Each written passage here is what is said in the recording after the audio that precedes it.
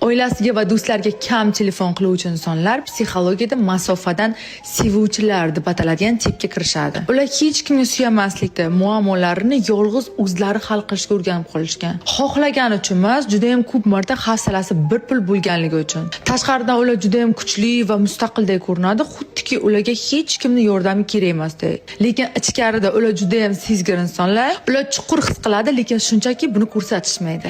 Munosabat tugasa, go'yoki sirrazu yangi sahifa ochgandek ko'rsatishadi. Lekin bu befarqlik emas, bu yana o'sha bog'lanish og'rig'ini boshdan kechirishdan qo'rqish hisoblanadi. Nizo kelib chiqsa, ular munosabatda ochiqchasiga hal qilmaydi. Ular sirrazu qochishga urinadi. Chunki bolalikda ular emotsional xavfsiz bo'lmagan, ularni eshitishmagan, ularni hech kim qo'llab-quvvatlamagan. Ular faqatgina o'zimga suyansam bo'ldi degan ishonch bilan ulg'ayishgan va ulg'aygach masofa orqali o'zlarini himoya qilishadi. Ular hammaga ham ochilib ketavermaydi.